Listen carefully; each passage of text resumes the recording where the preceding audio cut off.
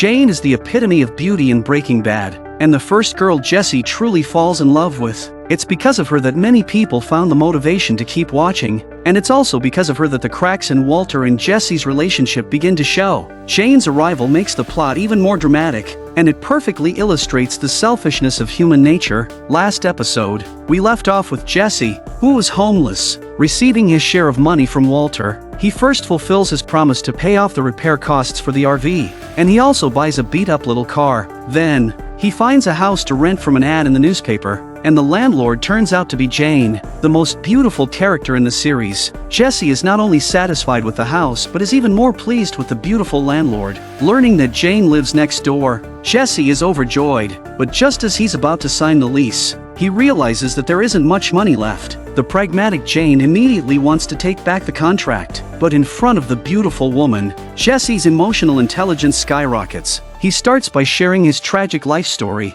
then assures her that he has been working hard and will definitely be able to cover the full rent. After much pleading, Jesse finally wins Jane's sympathy and also leaves a good first impression on her. In the end, Jesse successfully signs the rental agreement, but Jane lays down the law with Jesse, warning him that if he messes up in the house, she'll kick him out without hesitation. Jesse readily accepts Jane's terms. Meanwhile, Walter, who hasn't reconciled with his wife, goes to the hospital alone for a checkup. Dr. Del Cavalli tells him that the first round of treatment is over and they need to observe for 2 months before proceeding with the next step. This coincides with Skylar's due date. Dr. Del Cavalli wonders why Skylar didn't come along this time and asks about their relationship. Walter makes the excuse that his wife has been very busy and that they are getting along well. Although Walter can deceive others, he can't fool himself. He gives affirmative answers but subconsciously shakes his head while sitting. When it comes time to receive the bill, the finance department prints out a several-meter-long list of charges, and Walter feels overwhelmed by the amount. Back at home,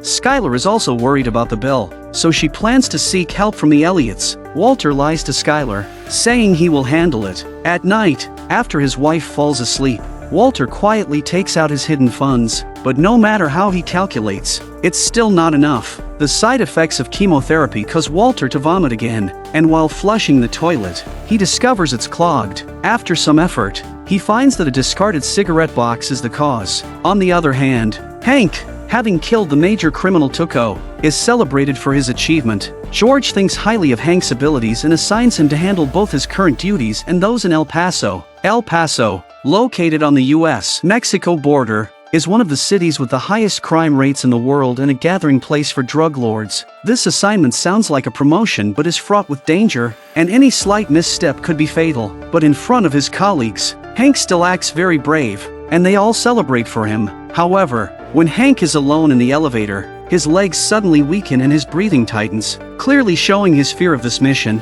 When the elevator doors open, a panicked Hank tries to appear calm and even goes out to celebrate with 2 colleagues. The scene shifts to Hank brewing beer in his garage when Marie suddenly returns. It turns out Marie found out Hank had taken sick leave just to enjoy life, and she speaks with a tone of reproach. Clearly, Marie doesn't understand Hank's feelings at this moment, as she sees him as an invincible man. Hank, suppressing his inner fear, asks Marie to leave. After she leaves, a distracted Hank accidentally applies too much force and crushes a beer bottle. Meanwhile, Walter met Jesse in the outskirts because he could no longer afford to pay the hospital bills. He needed to get their contraband operation up and running, having Jesse sell the product like they did before partnering with Tuco. Although it won't make them rich, it's the only option they have at the moment. Since Jesse is already on the DEA's radar, he's not willing to risk so much for a little money. They complain to each other about the losses caused by their disappearance a few days ago, but after calming down, Walter says there are only 2 paths forward.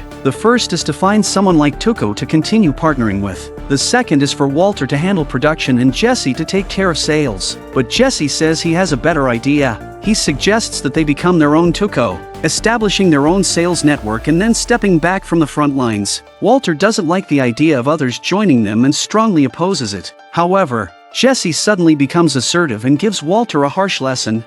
I remember. I sell. That was the division of labor when we started all this. And that's exactly how we should have kept it. After Jesse's speech, Walter is left speechless. He admits he needs to slowly learn about sales and suggests that his own ambition might be why Jesse runs into trouble. Seeing Walter admit his mistakes, Jesse's attitude becomes even firmer. Damn straight. Know why?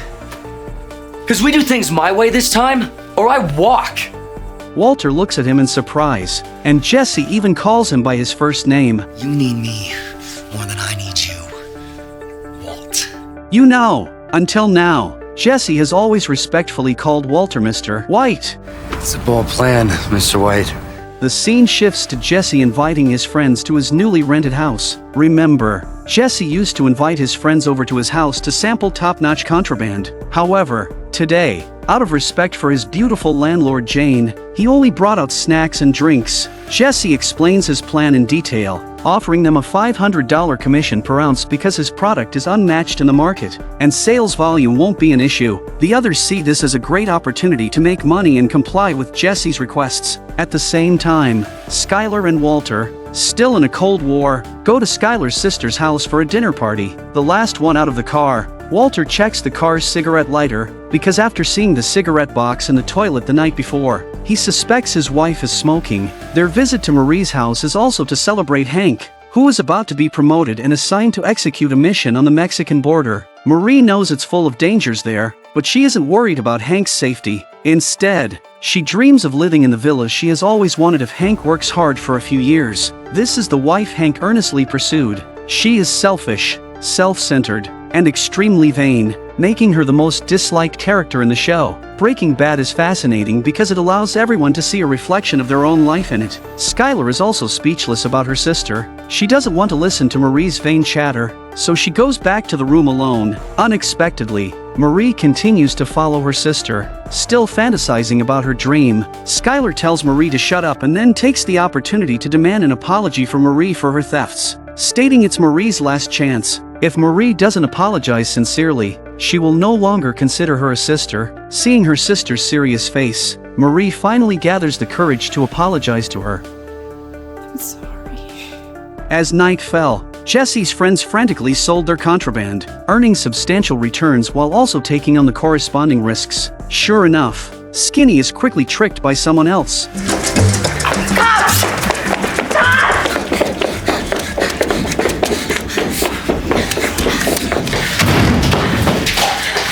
The laughter is truly chilling. A wise man does not eat the loss in front of him. In the end, Skinny obediently hands over all the goods. The next day, when Jesse and Walter are dividing the money, the meticulous Walter notices that $1,000 is missing. Jesse admits that Skinny was robbed by the Spudge couple, but luckily Skinny was unharmed. Seeing Jesse's nonchalant demeanor, Walter immediately becomes agitated. He worries that if word gets out, the same thing will continue to happen, as all the addicts will know about Jesse's weakness. Walter's concern is not unfounded, but Jesse doesn't see it that way. He thinks this is a normal business loss and is satisfied with earning over $10,000 in just a few days. Walter compared Tuco's reputation with Jesse's, and an angry Jesse threw $1,000 at Walter. Clearly not understanding Walter's true intention, Walter wanted Jesse to confront the Spudge couple and establish his authority, so their business could continue to develop sustainably. Walter returns home in the evening, furious at the thought of his wife smoking during pregnancy,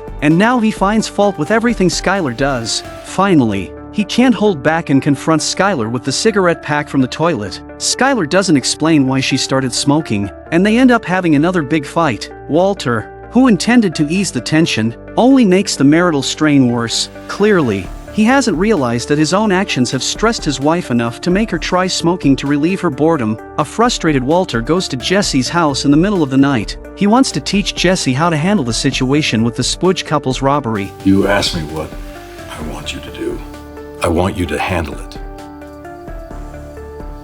It's not until then that Jesse understands Walter's true intent. Meanwhile, a sleeping Hank suddenly hears gunshots at home and quickly grabs his gun. Entering combat mode, he thinks someone is coming for revenge for Tuco, but after searching, he finds no one. He goes to the garage and discovers that the sound was from his home-brewed beer, where the pressure was too high and popped the bottle caps. Ever since killing Tuco, Hank has been like a startled bird, constantly worried about someone seeking revenge. The next day, he takes Tuco's grill to the riverbank, deciding to throw it away in an attempt to rid himself of the psychological shadow that Tuco's death has cast over him. This little boy who hasn't bathed in 8 years is truly pitiful. He's not only hungry 366 days a year, but he also doesn't have a single childhood playmate. His home environment is a complete mess, with paths so cluttered they could trip someone. The only joy for the little boy is a television picked up from a garbage dump, but this ancient TV doesn't have any children's channels, only featuring a channel that sells dagger advertisements. What's even more pitiful is that the little boy hardly knows how to interact with others, remaining silent no matter how Jesse, who came to collect debts, questions him. Luckily, Jesse is very patient with the little boy, and after several attempts to engage him, the boy finally starts to speak. I'm hungry.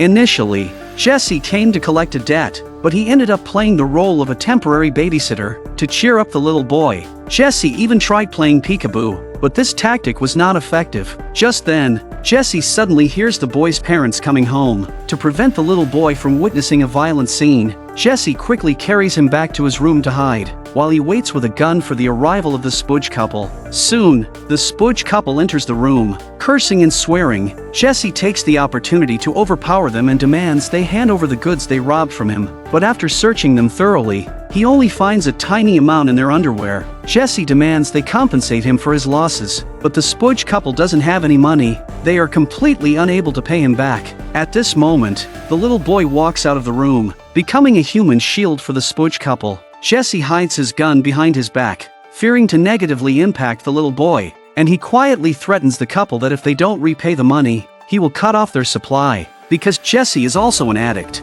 he knows exactly how to exploit their weaknesses. Sure enough, Spudge quickly confesses that the money is in the backyard, and Jesse drags him up. As he leaves, Jesse doesn't forget to tell the little boy that he is just playing a game with his dad. However, Jesse soon discovers that what Spudge referred to as a stolen ATM machine, and Spudge even lies to Jesse, claiming it was a victimless crime. Yet, at the scene, the only witness has already fallen into a pool of blood. It can be said that these morally corrupt individuals, desperate for their next high, act without principles or a bottom line. Thinking back, if Skinny had resisted, he probably would have met a gruesome end. Seeing Spudge struggle for a long time without being able to break open the ATM, Jesse immediately becomes impatient. Didn't you say you've stolen 6 of these?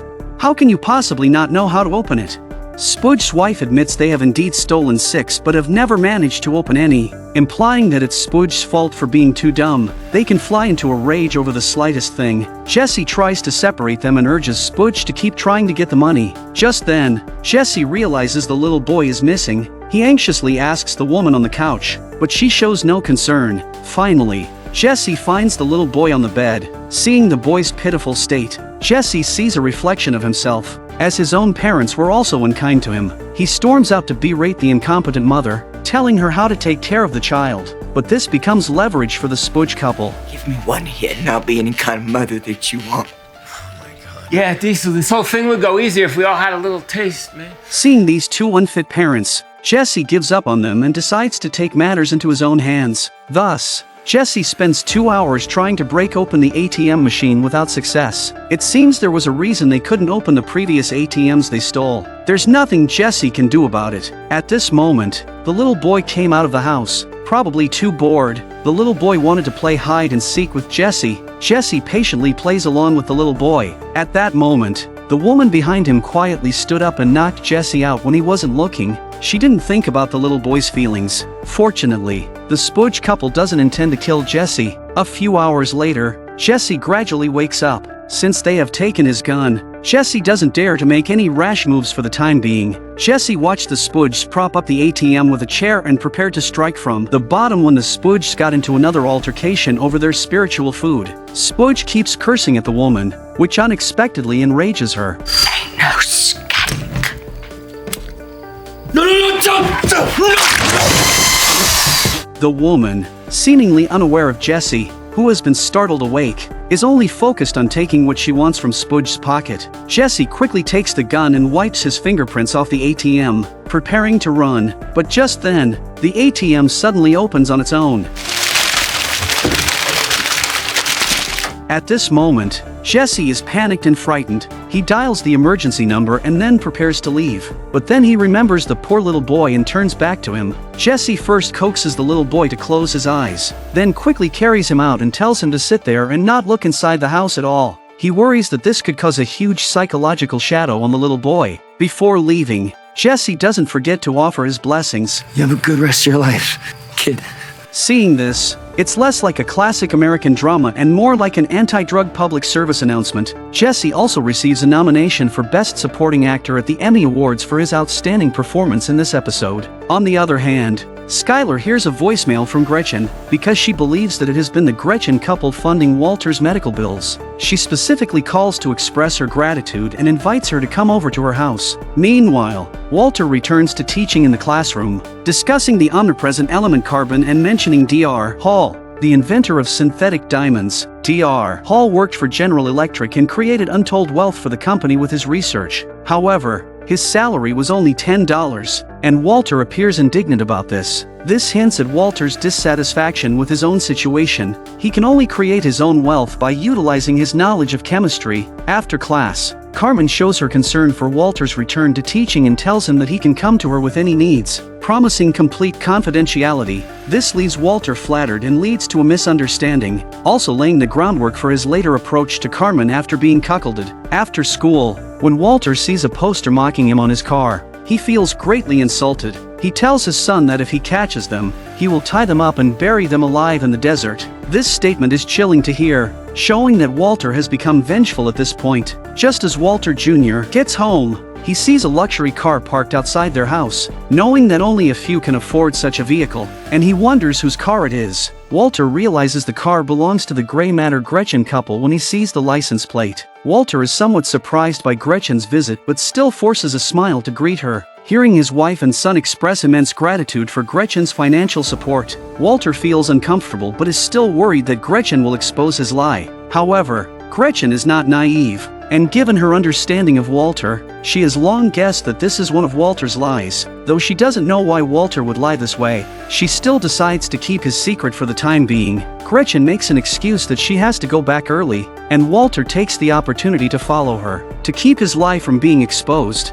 he decides to invite Gretchen to talk privately. They go to a restaurant where Walter keeps apologizing to Gretchen, stating that this matter has nothing to do with her and that he will explain everything to his wife. But Gretchen feels wronged and wants a reasonable explanation from Walter. However, Walter insists he owes her nothing. In fact, he says it was Gretchen who betrayed him in the past. This causes Walter to bring up old grievances, unable to accept financial support from the Gretchen couple because he has never forgiven them in his heart. This leads to a heated argument between them. Gretchen expresses her disappointment in Walter. Walter unleashes the resentment he has accumulated over decades. You. A meeting intended to clear up misunderstandings ends in discord. When Walter returns home in the evening, Skylar says that Gretchen called to say they would stop funding Walter without giving a specific reason, which Skylar finds very puzzling. Walter quickly says that he met with the Gretchen couple and that their company is having internal problems and is on the verge of bankruptcy. They were too embarrassed to tell her these things, but Skylar is confused because they still drive a luxury car. How could they be bankrupt? Walter claims that these people, due to pride, will continue to put on a facade even if they have no money. Walter explains everything so perfectly that Skylar has no suspicions. Walter successfully resolves the new family crisis. What challenges will Walter face next? And how will Jesse react after witnessing Spudge's gruesome death? Let's look forward to the exciting content of the next episode together.